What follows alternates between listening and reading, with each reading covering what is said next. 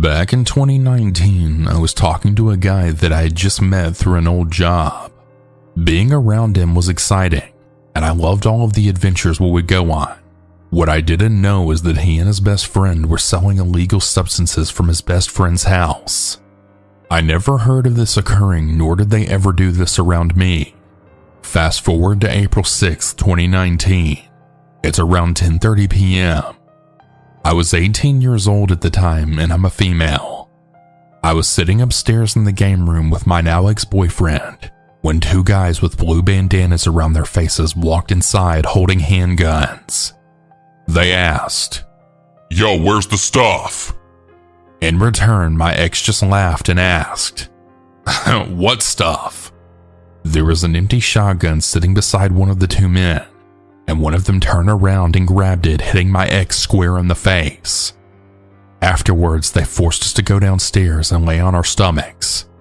I had a guy on me with a knee on my back, and one right below my butt tapping the gun to my head the entire time as they searched the home. They took my phone along with other items throughout the house. They did leave for about 5 minutes before we heard the doors being busted down again and the windows breaking. They came back for round 2. We all fell back to the ground as one of the men stepped on my ex's face where he had been hit, stating that he was lucky he hadn't been shot. They then grabbed even more items and left again. I was able to find my car keys before they came back the second time and kept them with me for the second encounter. After they left, my ex and I ran to my car as quickly as possible and then left for the hospital. By the time we had left the home, we were both covered in blood, and as when laying on the ground, my ex was bleeding horribly from the shotgun wound to his face. I'll never forget that night. The feeling of somebody else having your life in their hands selfishly, being covered in someone else's blood, and how it felt sitting alone in the hospital waiting room as I was left to soak in the thoughts of what had just occurred.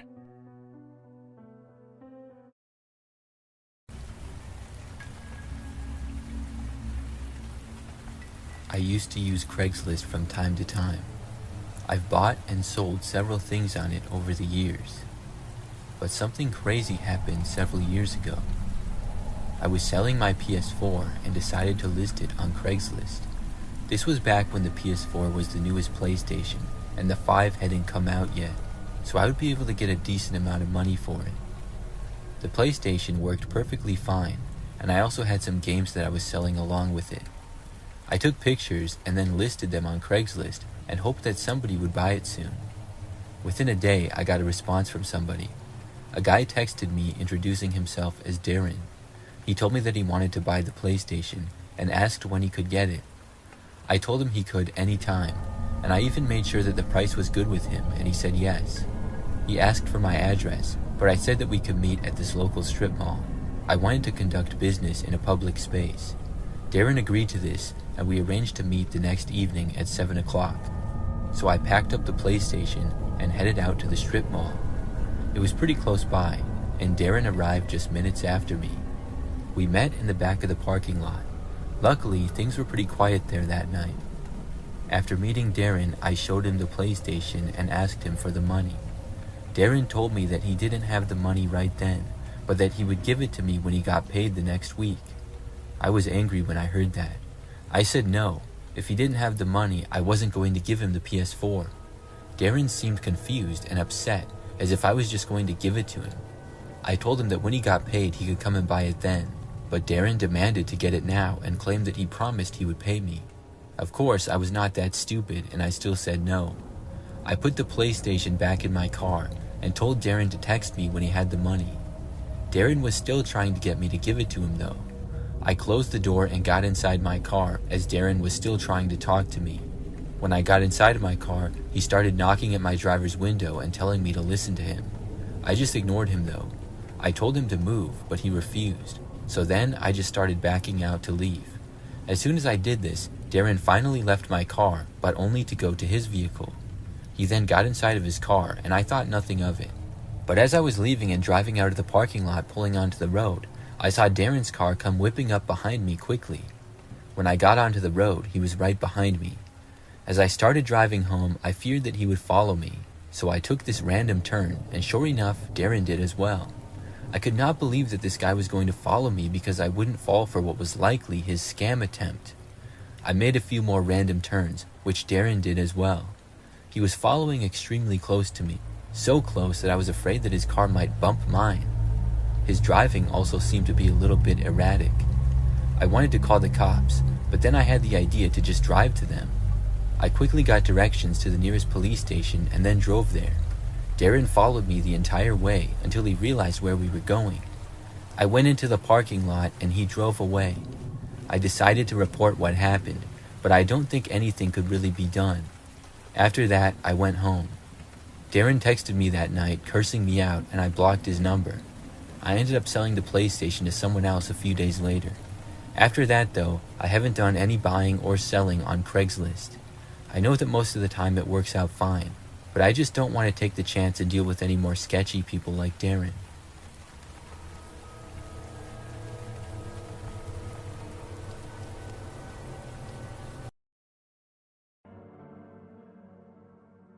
About 3 months before the COVID lockdown, I had to unexpectedly find a new home.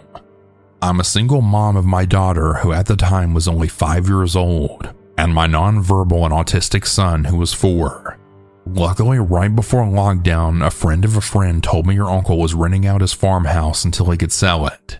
Having no other choice and knowing a lockdown was inevitable, I accepted the offer. Now, this farmhouse was just over 3 miles away from the town where I lived. The typical UK country roads. No streetlights, and the nearest shop was 1.5 miles away. I don't drive, and the only reason I accepted the offer was because I knew because of the lockdown I wouldn't have to get my kids to school.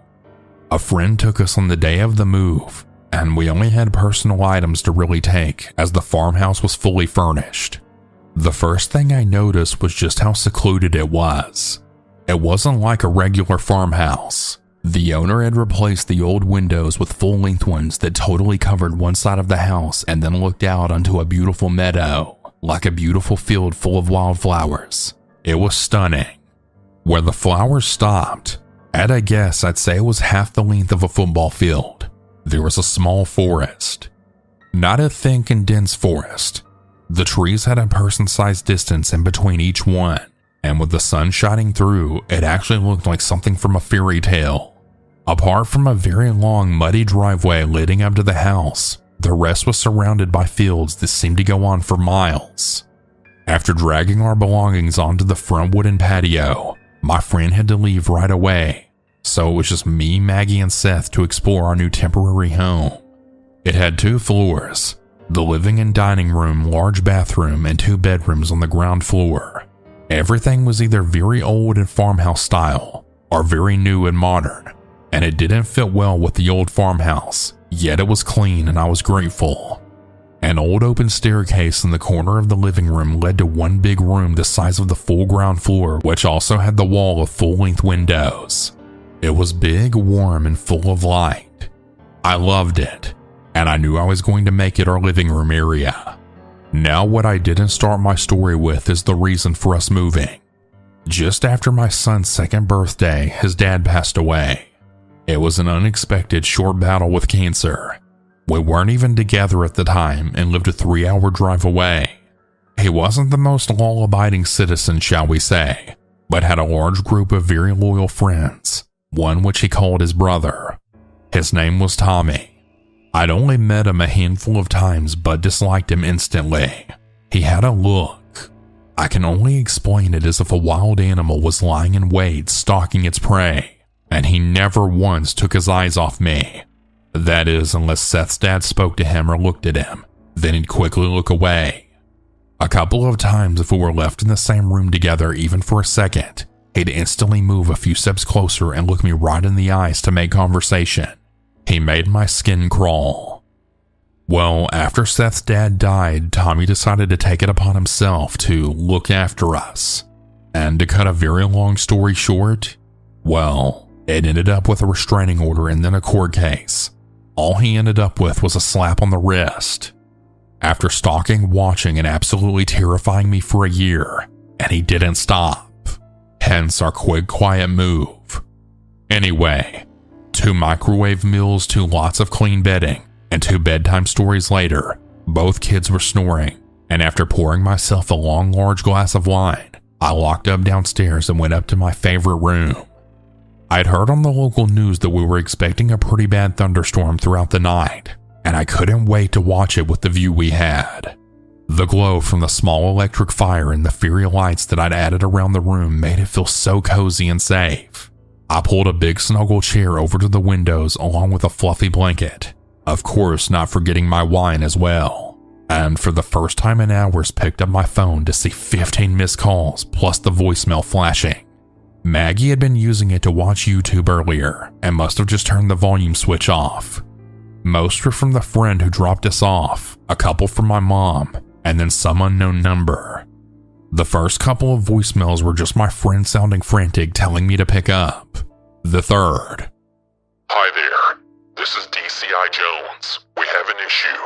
You need to double lock all your windows and doors and then call me back immediately. Oh shit. My stomach sank. DCI Jones was the detective who helped me through the Tommy case. I ran downstairs while I was waiting for the 4th voicemail to play. Hello, sweetheart. I'll see you very soon. It was freaking Tommy. I've never felt fear like I did at that very moment. Not even when Tommy had me trapped in my own house, saying that he loved me enough to kill us both. I quickly picked up Seth and then half-dragged poor Maggie upstairs. Luckily, both were that tired that they snuggled together on the sofa and then went straight back to sleep. With my heart still pounding, I ran back downstairs, double-checking the windows and doors while trying to ring my friend. She picked up the phone, quickly crying. Ricky, he followed me. I'm so sorry. By this point, I was having a borderline panic attack. I grabbed my knife from the kitchen, sobbing hysterically, just thinking, this is it. I'm gonna die tonight. He's really gonna kill me. As I was running back up the stairs, my phone rang again, and thinking it would be the police, I picked up. You look so beautiful, sweetheart. You couldn't have picked a better place to move because I can see everything through them windows. Oh my god, shit. I quickly turned to look out the windows, and right past the field, at the very edge of the pitch black forest, I could see the very small light of a mobile phone. Everything happened so quickly after that. Flashing lights heading over the field towards the mobile phone light, banging on the front door, and the kids waking up crying to see me sobbing on the floor. When they finally caught Tommy, he had a rape kit with him, along with a gun and sleeping tablets. He was sentenced for just 2 years, and I got the phone call last month to let me know that he'd done his time. The kids and I moved over 100 miles away not too long after the court case, and we had to cut contact with everyone close to us. We were really lucky that night, but I know I'm gonna forever be looking over my shoulder.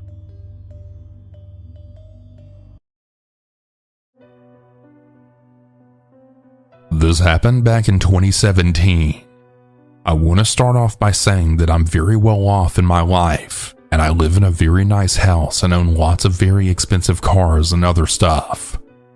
I used to be very active on social media, including YouTube, and I posted a lot of photos and videos of things, showing them off.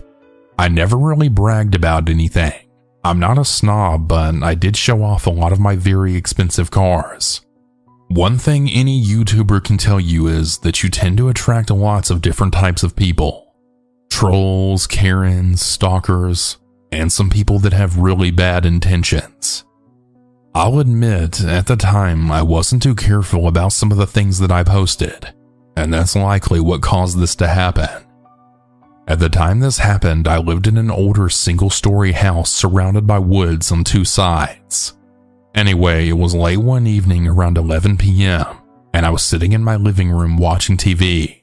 All of a sudden, I heard a loud bang, and I looked over to see the wooden back door by the kitchen getting kicked in and literally falling off its hinges, and then 4 masked men with guns drawn walking over to me. I was frozen with fear. Give us all the keys to your cars, one of them demanded. I didn't need to be told twice. I walked with them to the bedroom where I kept my safe and unlocked it and gave them the keys, feeling utterly defenseless at the time. After I did, I felt a sharp pain on the back of my head. The next thing I remember was waking up and then seeing blood on my carpet. I looked at the clock and it was now 4 a.m. I picked up the phone on my end table and called 911. The sheriff and ambulance took about 35 minutes to arrive because I was so far away from them. While I was in the ambulance getting treated, I had made a report with the sheriff.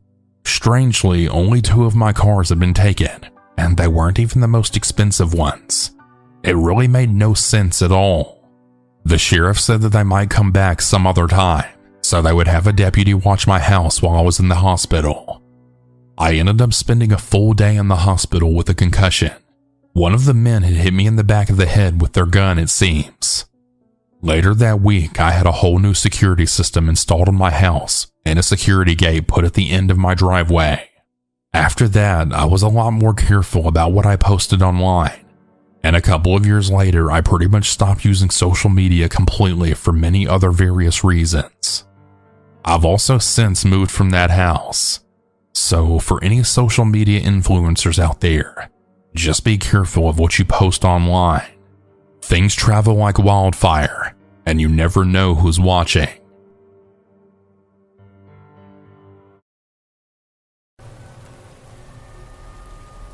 I had a really creepy experience when buying something on Craigslist a few years ago. It all started when I was trying to look for a new TV. I should have just went to the store and bought one, but I was trying to get a deal, so I looked on Craigslist for some used TVs. You can usually get them for significantly less money, and most of the time they work great. So after looking for only like 30 minutes, I found one that I was sure I wanted to buy. I contacted the seller and was told that the TV was available and I could come and buy it the next night. The seller was a man named Joe and told me to come by at 9 p.m. So I got the cash and then the next night drove to his house. He lived just a few minutes away, but in a different neighborhood. I parked on the side of the road across the street from his house. Then I walked up his driveway and then to his front door. I decided to text him that I was there before knocking on the door though. So I texted Joe that I had arrived. Then I stood there just off the front step and looked around. When I was doing so, I noticed something through the living room window. There was a man looking out of it towards me. I only saw him for a moment before he disappeared. I figured that it was Joe, but moments later I received a text from him. He said that he was not home, but he would arrive back in a couple of minutes. He said that I could wait right outside. I was confused, but then figured the guy in the house maybe also lived there or something. But to be honest, I was a little bit suspicious, so I just stood around the front step and waited like Joe asked me to. A couple of minutes went by. I was just casually standing there, looking around. I didn't see the guy in the window anymore, but I soon heard what sounded like the back door to the house opening and closing. I couldn't confirm it because I could barely hear it, but that's what it sounded like. I figured whoever I had seen might have gone out back. But still, I was just waiting for Joe to get back. A couple more minutes went by. I was still there and starting to get impatient. I looked at my phone, but there was no new notifications or anything. Then, all of a sudden, I heard this noise behind me. I looked back, and I saw this man walking out from behind a large tree not far away from me in the front yard. I was pretty sure that this was the same guy I had seen looking out the window at me. He saw me, and he was not at all approaching me in a friendly way, like to greet me. Before I could even ask what was going on though, I saw the guy start to lunge towards me. I quickly moved away and then just ran. It was really all out of instincts and just a reaction. I sprinted away through the front yard as the man actually chased after me. I sprinted for my car, running as fast as I possibly could. Thankfully, I was able to make it. I got inside and closed and locked the door behind me. Moments later, the man got to my car. He tried opening the door, and I was busy starting the engine at that point. He banged on the window like twice before I hit the gas and sped away, leaving him standing there in the street. I got out of that neighborhood and was so confused that I didn't even know what was going on. I drove back to my house, and on the drive I was able to calm down. When I got back, I looked at my phone and had no new calls or texts. That's when I realized that Joe was probably the same person who tried to attack me, and he was looking at me through the window. The whole thing must have been some kind of a setup. Why? I'm not exactly sure. I ended up going back on Craigslist to look for the listing so that I could report it, but it was gone. Joe also blocked me. I still reported it to Craigslist, and I also notified police. Hopefully Joe didn't try to scam anybody else. I'm really glad that I got out of that situation safely.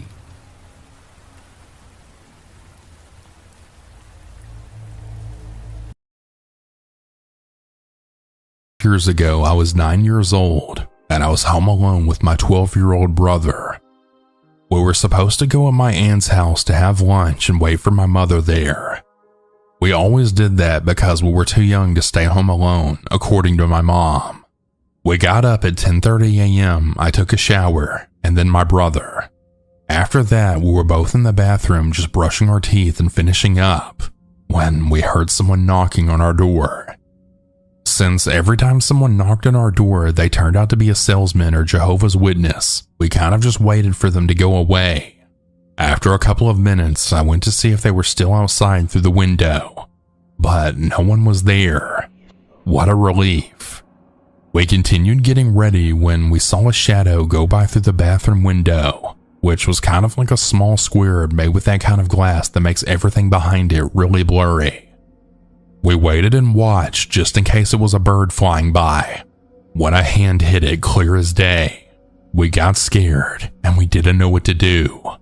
My brother had his cell phone, so he immediately called the police. While it was ringing, we had heard a loud bang at the door. Someone was brute forcing it. I don't know if they were kicking it or ramming it or what, but it was one of the most frightening things I've ever heard. My brother told me to lock the bathroom door, and so I did. It took 5 bangs until the perpetrator could finally bash open the door. Then the police answered. I remember the exact thing that my brother said. He was whispering. His voice could barely be heard. Hello, there's someone in our house. I think they're stealing.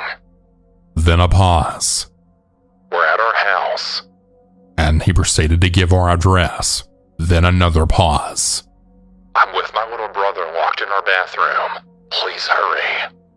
While all that was being said, I was sitting against the wall hugging my knees. It was one of the most nerve-wracking experiences ever. I could hear the man going through all of our stuff, emptying stands, going up and down the stairs, opening cabinets. He even broke a few cups and plates. I don't know why. I then heard the sound my cell phone makes when it turns off, and I remembered that I left it on the kitchen table. I felt so stupid for leaving it there. Things continued for a couple of minutes when we heard him trying to open the door to the bathroom. My brother got a hold of a big metal rod that we had laying around there. He started kicking the door. Who the hell's in there? The man screamed. We said nothing in return. Then he kicked again and again. I felt like I was about to have an anxiety attack. My chest started to ache, and I had chills and was really hot. I tried to remain calm, but it was just way too much. After that, he stopped. We heard the door opening, and then silence. We waited for almost 10 minutes before going out of the bathroom. The living room was a total mess. Lots of papers and books all over the floor. The cabinets were wide open, cups and plates all over the floor as well. In our mother's bedroom, the nightstand and the closet were fully open, and everything inside of them was all over the place. Upstairs in our room, it was the same thing. In just about 5 minutes, the man was able to go through everything we had and left a total mess. After that, my brother called my mom, and she ordered us to go to my aunt's house ASAP, so we did. When we got there, I was a little more relaxed. My aunt was waiting for us with ice cream, probably because my mom told her everything that happened and she wanted to calm us down a bit. We went back home at about 5 p.m. My mom told her boss that she had a home emergency, so she left work early. She tidied up the house, cleaned up, and left everything the way it was before so we could be relaxed. I really appreciated her and my aunt's efforts to calm us down and do everything they could so that we didn't have to think about it. According to my mom, the police got home after she arrived at 3 p.m., 4 hours after the incident. She explained everything that happened, but because of lack of evidence, nothing could be done. The man was never caught, and honestly, I don't think they even tried to search for him. The next few days, my mom was home with us. I now tell the story as a funny anecdote. Luckily, no one was hurt, and he only took useless stuff. But at the time, I was really scared. To a 9-year-old child, an experience like that can have serious repercussions. I'm really lucky that it never came to that, and that I got over it after a couple of weeks. I do want to mention a few more details before I end this. You may be wondering why it took 4 hours for the police to get there. My house is located on the far side of the city, but most importantly, the police in my country just suck. If you ask around, chances are plenty of people that have called the police had to wait for hours. Back then, news about how long it took for them to respond were common.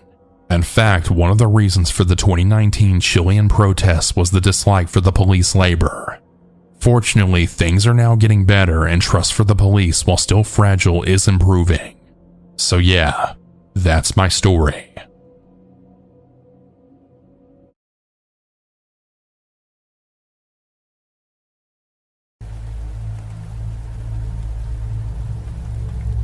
A couple of years ago, I was selling my car on Craigslist. It was about 10 years old, and I had recently gotten a little bit newer car. So I figured that I would be able to sell it on Craigslist because it ran just fine and it was a decent car. I had bought cars on Craigslist in the past and sold a couple there as well, so I was familiar with how the website worked and everything, and I had never had a bad experience. But that all changed. After taking photos, I created the listing and I added lots of information about the car. Within 2 days, I got a text message from a woman who introduced herself to me as Jamie. She asked me if the car was still available, and I said yes. Then she asked me if she would be able to come over and look at it. I said yes again. So after that, we arranged for a meeting for her to come and look at the car the following night. I already had the car out in the driveway and I had cleaned it and everything. So that night, Jamie arrived at the agreed time and came to the door. I went outside and met her and then started showing her the vehicle. She looked around at it and then looked inside of the car as well. I remembered that she sat in the driver's seat and I asked her if she wanted to take the car for a test drive. She said yes, so I got inside the passenger seat. It was a pretty short test drive though, with Jamie really just driving the car around the block and then going back. After that, she parked back in the driveway and we got out. Jamie told me that she decided that she was not going to buy the car. I said that was fine, and then we said bye to each other. I figured there was something about the car that she didn't like. I just hoped that I would find a buyer eventually. So after that, I just went back inside. Well, hours later, when it was like midnight, I was about to go to bed. However, I was alerted when I thought I heard the sound of a car door opening and closing coming from not that far outside. My neighborhood is typically pretty quiet, so it was unusual to hear things like that. I went over to the living room and looked out of my front window. When I did, I saw this woman standing outside right near my car that I was trying to sell, and upon looking closer, I realized that it appeared to be Jamie. I wasn't sure what she was doing out there. I watched her as she appeared to look around in the windows of the car. She also appeared to try opening one of the doors, which was locked. Then, she walked around to the passenger side of the car, and she was messing around at one of the doors for a while. That's when I decided to ask her what was going on. I opened up the door and shouted to her, asking what she was doing. She looked up at me, startled, and then quickly ran off. She went all the way back to her car, got inside, and quickly drove away. After that, I wasn't really sure what to do. I tried texting her, asking her why she came to my house, but I think she blocked my number because it didn't look like the text went through. After that, I never saw her again. I ended up reporting what happened to Craigslist. Looking back, I don't know if she was trying to steal my car or what, but I'm glad that I saw her when I did.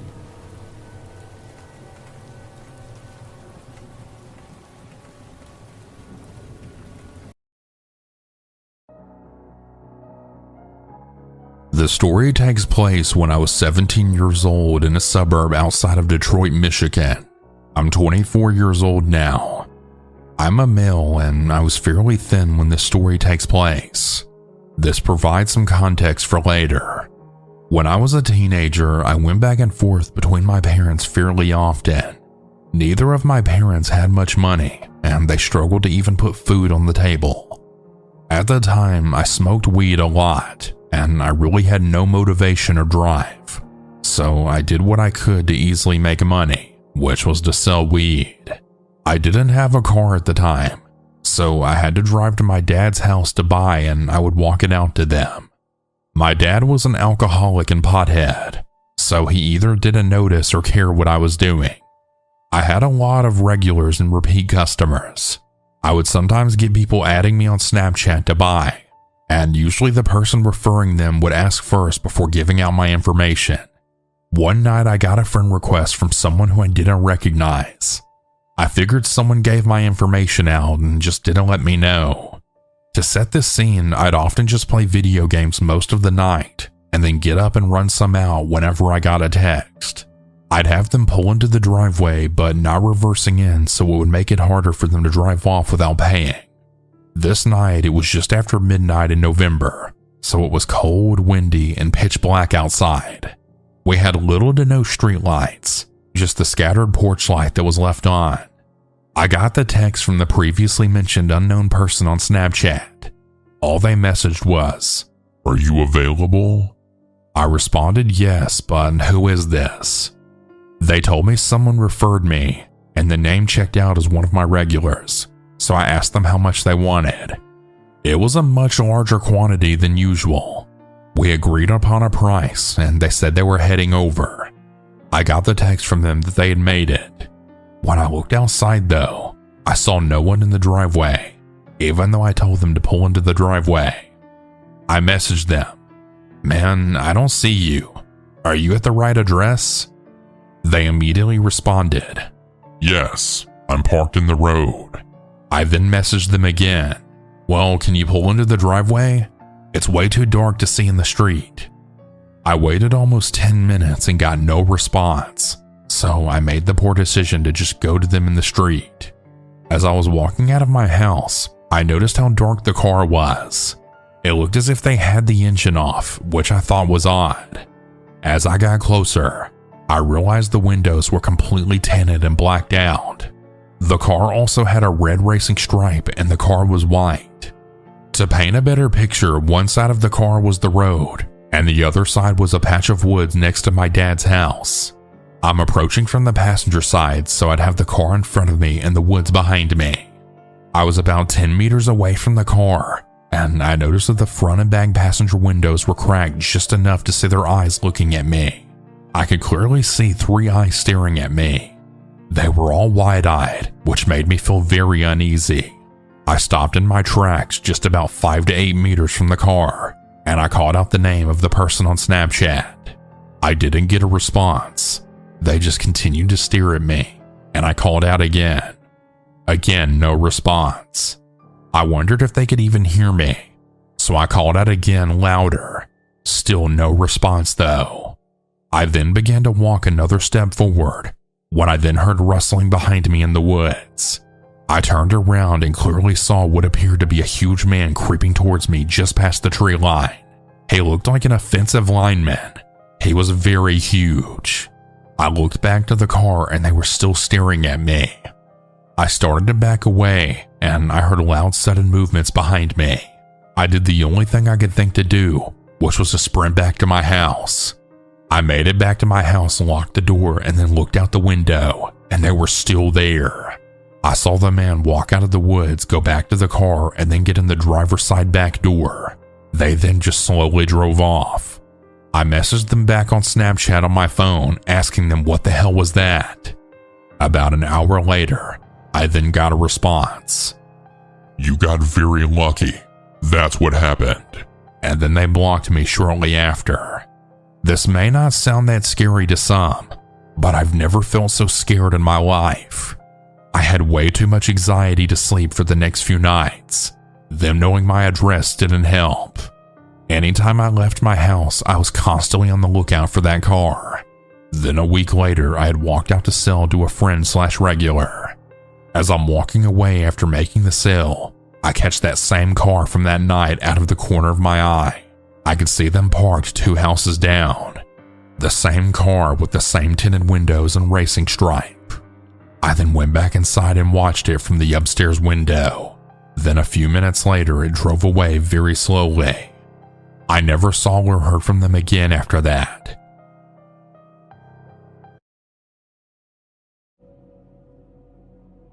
I'm a 21-year-old female, and the story actually took me about 4 full days to type out. I got weird mini anxiety attacks when I tried. I'll be the first to admit that I've had a very, that can't happen to me, complex, and that's kind of what occurred in this story. I'm a university student, and I live in a rental house with 5 other people. It's far from ideal, but in this housing outcry that we're living in, it takes that sting off of us having to pay a bunch of money a month to exist in a box. This has relevance, I swear. I got extremely lucky last weekend when the 5 of the roommates I had were all out for the weekend. This has never happened, so I was really ecstatic to have the house to myself. I did the whole 21-year-old girl home alone stuff that you can think of. Watching movies with the volume loud, taking long-ass showers, walking around the house without a bra. You get the point. It was around 10 p.m. I had finished some homework and was relaxing with a glass of wine and watching some streaming services. It sounded briefly like there was something moving on the porch. We've had a fox in our yard before, and the thing used to make a lot of noise on our porch, so I assumed that to be the case. After hearing some fumbling the second time, I went over to check through the window. There was nothing there. As I'm turning to head back to the living room, a piece of cement flies through our kitchen window. I didn't know it was cement at the time, but that's not important. I think I peed myself a little bit when it happened, but I definitely screamed like a little girl. My moronic ass started unlocking the door to go outside, but common sense seized control of me again, and I locked the door back immediately. I also ran to the back door just to make sure it was still locked, even though it's glass and wouldn't even make a difference. Oddly enough, at this time my grandma's words came right into my head about something her own mother had told her. If someone tries breaking into your house, turn the lights off. You know the inside of your house better than they do. I shut the lights off in the living room and managed to turn the TV off, which was hard because my hands were shaking. My dad used to give me and my siblings advice on protection measures, which were not resonating at this time. I secured myself in my upstairs bedroom, roast me if you want, and I turned all the lights out in the house as I passed them. While walking up the stairs, I could hear the doorknob shaking furiously from the front door. I don't know if there was more than one person or if they realized they couldn't jump the fence to get into the backyard. While calling for emergency services on speaker, I secured my hunting knife to the end of my hockey stick with hot pink duct tape. I know, that's probably one of the most Canadian things I could say. If I was going to have to use it, at least I would look fabulous. I stayed in the dark holding my makeshift spear for what was probably about 15 minutes. I'm really glad that I wasn't being murdered in that amount of time. The operator then told me that the police were coming, which they eventually did. They took a very unsettling amount of time. The only reason I left the bedroom in the first place was because I heard knocking on the door downstairs and the police lights were flashing through the window. Otherwise, someone would have had to come in and physically pull me out of that room. A statement was given, but that's all they did. Literally all they did. Nothing else. Literally just that. A very nice female officer stayed with me in the house and helped me clean up the glass until my brother showed up to bring me to his place for the rest of the weekend, which I was very grateful for. So shout out to the officer cutie with the tattoos. I made an appointment with the doctor to get out on anxiety medicine, as well as medicine for nightmares. I know that I wasn't in any physical danger, but I've had some very charming dreams about similar scenarios, and I was just finding it easier to stay awake. Maybe that's juvenile of me, but I'm human.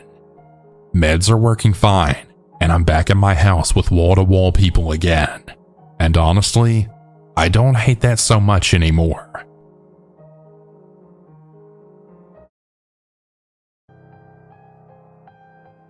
To start this story, I have to tell you a little about myself. I'm always to work early because I was raised that if you're on time, you're late. However, when it comes to anything else, I'm not a very punctual person. This particular morning, my husband was needed at church on time, So he took off separate from me and I stayed back to finish getting ready, and my goal was to sneak in right as service started. As my husband was heading out the door, I called out that I loved him and then snuck in for a kiss as he was on his way. I still had to find clothing and do my hair. I ran upstairs and picked up a top and a pair of joggers that were clean off my bedroom floor. Yes, I'm really terrible at putting away clean laundry. I ran into the bathroom and brushed my hair and then put on some eyeliner and mascara and then did my lipstick quickly. I took our puppy out to the bathroom one last time before grabbing my purse and car keys and then running for the door. As the door swung shut, I had heard my dog barking. I got into my car and turned on the ignition. And if you're like me, you can already see where this is going. If you guessed it, I didn't have any gas, so I drove him to the gas station and hopped out of my car to put some gas in the tank. Now, I always have my AirPods in my ears listening to something, not really paying attention to my surroundings. Well, after I slid the hose in the car and the gas started pumping, I got an uneasy feeling. I stopped what I was listening to and just scanned the parking lot. I then saw 3 men in a red truck with no backseat cab just staring at me. I remember it being so weird to me because they had the windows down with no music playing and not talking or pumping gas when they were in the gas pumping area. I just kept my glance at them while I hopped out of my car to take the hose out and then tighten my gas can. I was on high alert, not taking my glance away from those men, and they weren't taking theirs off me either.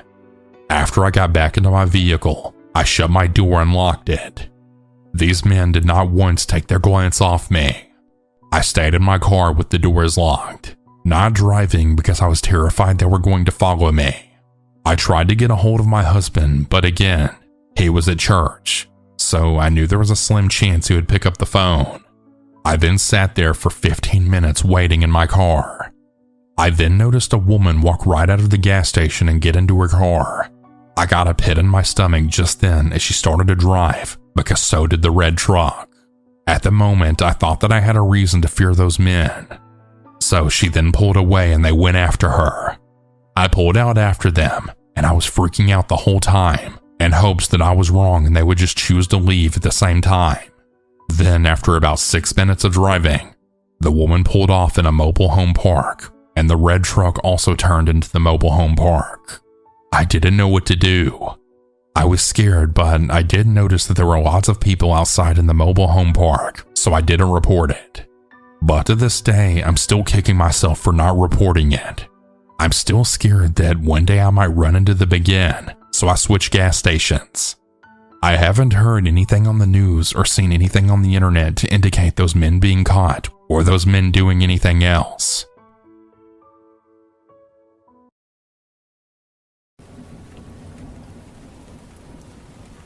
Back when I was poor and in college, I used to sometimes look on Craigslist to see what people were giving away for free. Most of it was junk, or stuff that I didn't want, but occasionally there would be good things there. I actually once got a pretty decent TV for free, as well as a couple of other pieces of furniture, so I would just go on here and there and look around. It was casual, and I certainly wasn't expecting to find something every time that I went on. But one day when I went on the free stuff, I saw a listing that had literally just been posted like 5 minutes prior. It was an ad for a MacBook laptop for free. At first, I thought that it was one of those scams, where somebody lists something for free, but when you actually click on it, the description says that it's like $5,000 or whatever. So when I clicked on the ad, the person said that it was actually free. They said that it worked fine, and mentioned something about because of their job they had a bunch of laptops. It was not the newest MacBook, but about 5 years old. This made it seem more legitimate to me. Still, this was an amazing opportunity, it seemed. And I know what you're saying, it's way too good to be true. But to me, it was worth reaching out and asking. So I quickly texted the number listed, and I asked if the laptop was still available and said that I would like to get it if it was. Within a minute or so, the number responded saying that it was. They asked me for my name, and I told them. About an hour or so later, they responded again with an address, saying that I could come and pick it up that night at about 10 o'clock. I was excited, and I thought that I was getting the deal of a lifetime. So that night, I left my place a little before 10 and drove out to the address. It was a lot farther away than I expected, probably about 20 minutes. When I got to the neighborhood, it looked pretty sketchy, to be honest.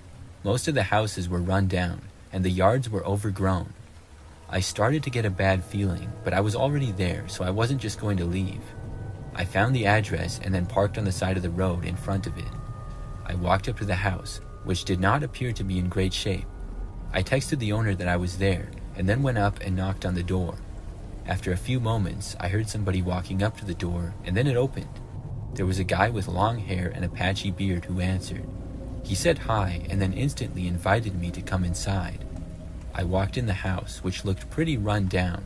It almost looked abandoned, to be honest. Almost every light was off, except for this dim one in the other room. The man told me to go into that room, and so I did. This appeared to be a bedroom or an office, but there was no furniture in it except for these 2 old chairs and a folding table. The guy told me to have a seat, and I did in one of the chairs. The man said that he would be right back and go get the laptop. By now, I was completely sketched out by this whole thing. I was kicking myself for even entering the house, but I was hanging on to the hope that I would get a free laptop. Looking back, I should not have even gone to the house.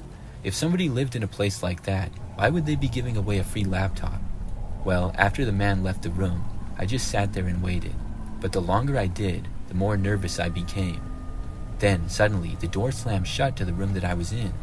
I could tell that somebody had closed it, and the wind hadn't blown it shut or anything like that. I got up and stood there for a moment. The door did not open. I walked over to it and tried to open it, but it was being held shut. Somebody was on the other side. I was terrified now. I went back inside the room and looked around. I didn't know what to do, and I panicked. I felt like somebody might run in and attack me or something. There was this one closet in the corner of the room, so I went inside of it and shut the door. Then I called 911 on my cell phone. I quietly told the dispatcher of my situation, and I gave them the address as well. Then I waited. I was expecting at any moment somebody to enter the room that I was in. I hoped that I would be able to hold the closet door shut if they tried to open it or something. But nobody came in the room. Things were just silent. About 10 minutes later, the cops got there. I remember that they came inside of the house, and I left the room, finding that the door was no longer being held shut. The police searched the house thoroughly, only to find that nobody was there. They also searched the property and nearby area and came up empty-handed. But they did tell me that the house I was in was abandoned and nobody lived there. So whoever lured me there did not actually live there. I was extremely creeped out. After that, I told the police everything that I could about the situation, and then I went back home. The Craigslist ad had been deleted by then. I also found out that the phone number that I'd been texting with was a burner phone. I don't know why the guy just left, but I'm glad that he did. Maybe he realized I had my phone and I could call the police. I honestly have no idea, but I'm glad that I made it out of there okay, and I haven't been on Craigslist since.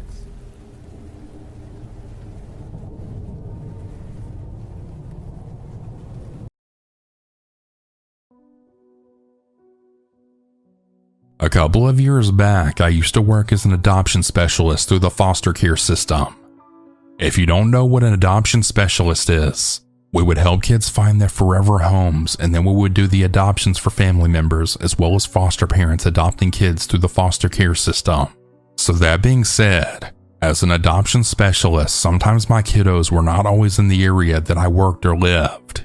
So we would have to go out and see the kiddos once a month as an adoption specialist. I was required to go out a little more than once a month to see one of the unmatched kids because we were working at finding this child a forever family.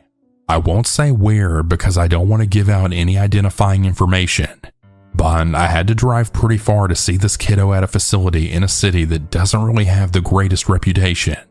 I decided to leave early due to not knowing where this facility was, and due to it being far away that I didn't know what type of traffic there could be.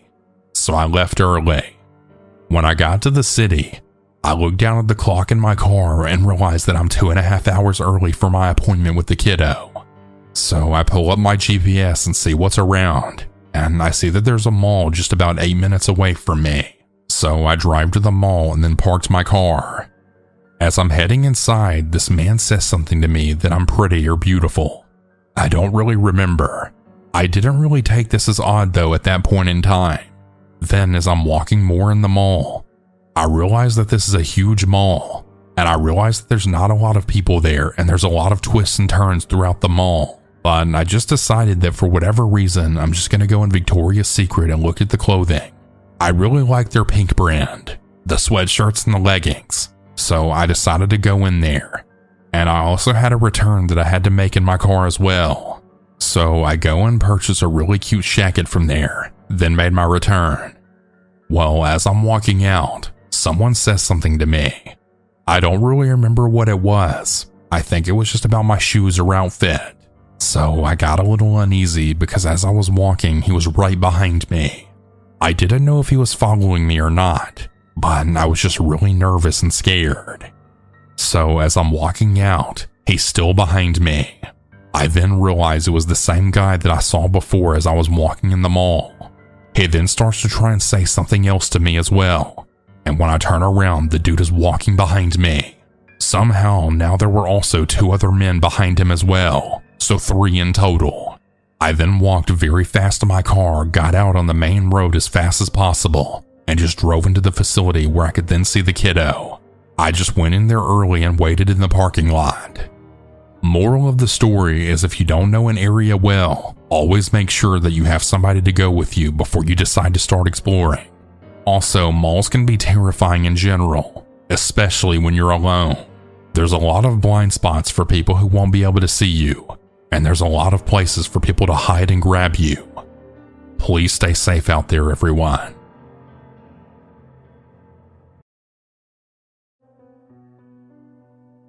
This happened several years ago.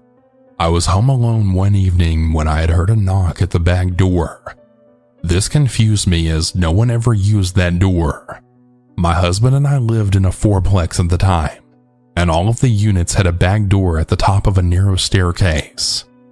These doors were a little inconvenient to access, as you'd have to go around the building and up to the narrow stairs as opposed to the wider main entrance at the front.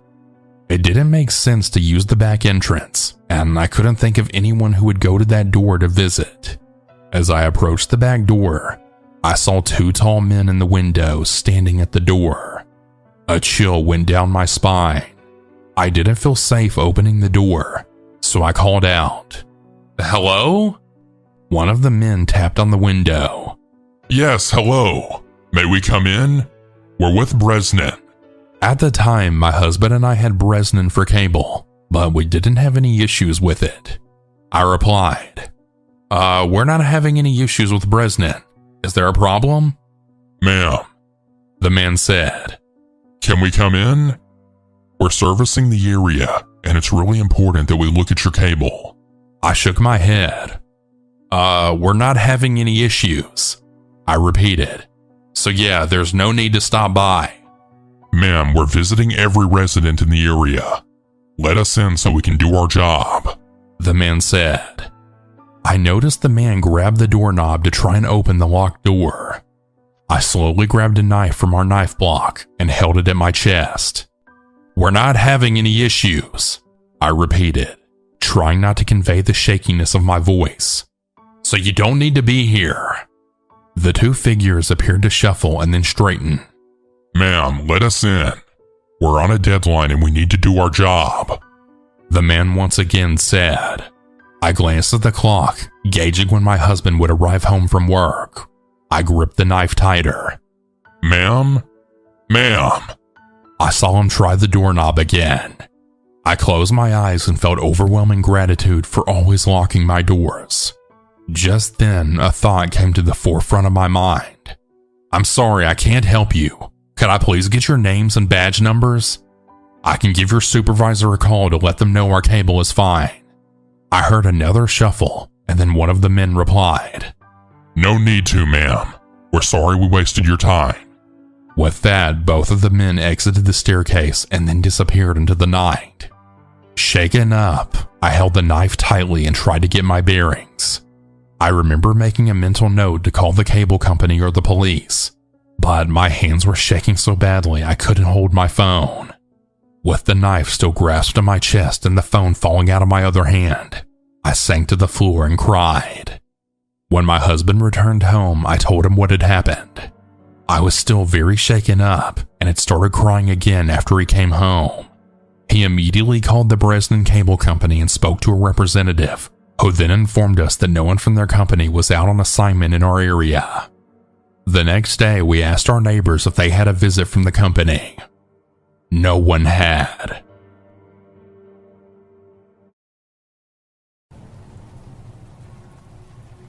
This is the story of the time that I got a job from Craigslist. Years ago, when I was in college, I hardly had any money. I was really busy, and I remember during the summer one year, I got this internship, but I didn't get paid anything for it. I was living with my parents, so I didn't have too many expenses, but I still wanted to have a little bit of money. I couldn't get a job because I didn't have enough time in my schedule. But that gave me the idea to look on Craigslist for something that I could do on a weekend sometime. I knew that there were people who would pay money for you to do yard work for them or something.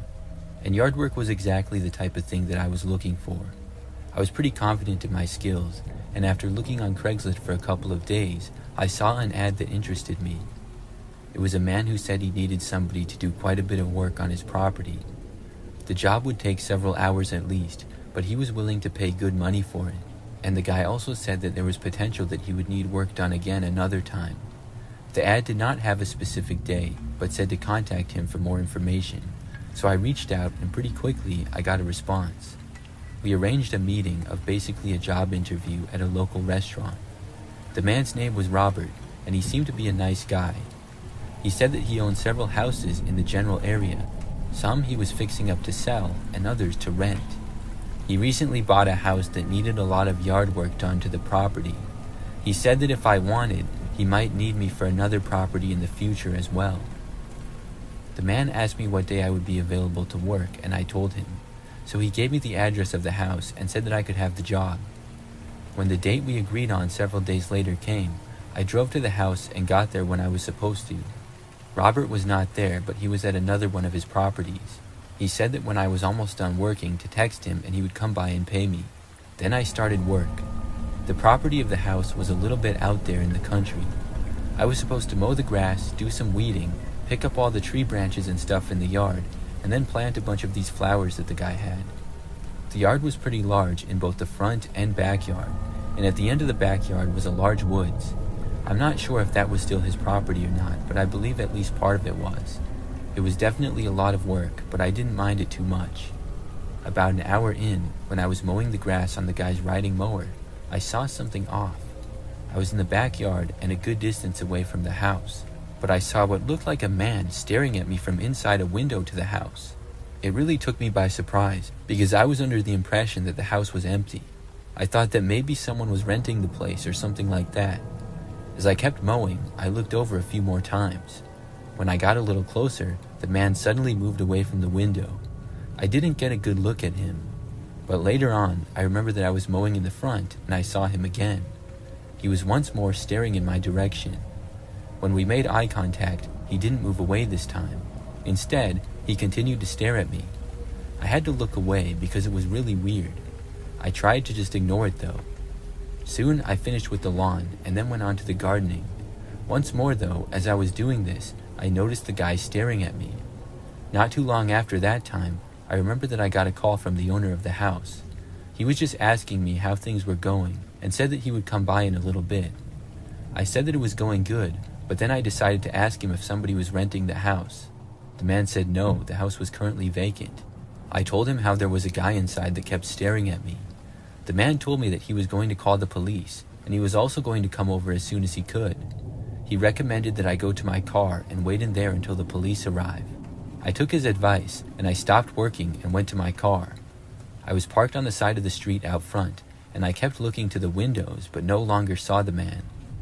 About 10 minutes later, the police arrived, followed by the homeowner about 2 minutes after that. He opened up the house for the police, and they went inside. About 10 minutes later, they came out and said that the place was empty. The man must have left. I was very confused because I hadn't seen him leave, so it had to be out the back. Robert went inside and said that he saw evidence that somebody else had been there. I didn't go in the house, so I don't know if something was stolen or what, but I was glad that he didn't think I was crazy or making it up. The police looked around the front and backyard briefly and then left. Before Robert left though, he said that he trusted that I would finish and he paid me. I was in fact going to finish, so I stayed there and I continued gardening.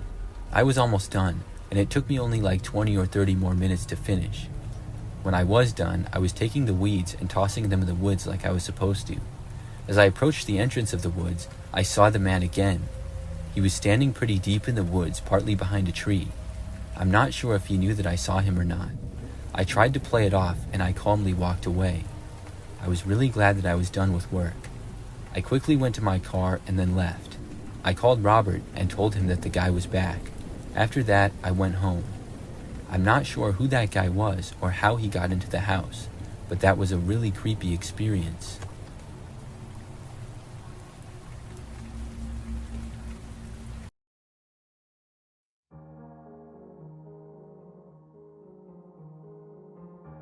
This happened to me when I just started Shasta College right out of high school. I was 18 years old at the time, short and petite. I had just landed my first part-time job as a secretary.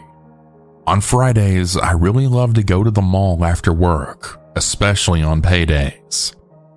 Back then, you could stretch $10 pretty far.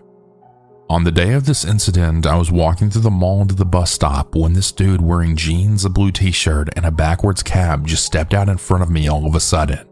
He stretched, stopped, and then waited for me to get even with him. He started talking to me right away like he knew me, and this kind of creeped me out. He was over friendly, asking me how my day was, that I looked nice, and what I was shopping for, and I just gave him short answers. I started to get uncomfortable when he wouldn't leave and ignored my attempts at being rude. There weren't that many people in the mall, no security guards, and all I had to defend myself with was a small purse and a bag of toiletries that I had just bought. This never happened to me before. I was alone and not very street smart. I felt myself sweating and my voice started to shake. He kept walking and talking to me. The conversation got even creepier when he'd asked if I had a boyfriend or if I was married, and stupidly I said no.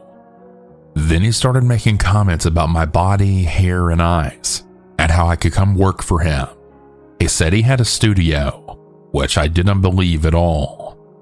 I had to get back to campus for work, but I didn't want this creep to follow me and possibly get on the bus with me. So I did the only thing my 18-year-old mind could think of. I threw myself into this jewelry store and then ran toward the counter. I knew that I'd missed my bus, but at least I wasn't alone. The dude just said bye and kept walking. I was so relieved to lose him, but also frustrated at the same time because I'd be late for work. I hated him for even talking to me. He was gross and he smelled disgusting. Some time went by and I eventually forgot all about the creepy experience. I had a boyfriend now and I was hanging out at his apartment when the local news came on the TV. The reporter talked about a human trafficker who was arrested near the Shasta Mall. He was targeting and soliciting teens for sex work. I looked up and I saw the creepy dude on the TV screen in handcuffs, Lamont Brown. It all came back to me and I felt the willies all over again. I'm really glad that I only saw him once. And after that encounter, I was a lot more careful when I went shopping alone. I think that he thought I was younger than I was because the report said that he was interested in minors. I've included a link to the news article and it'll be in the description. I really hope he never scares anyone again.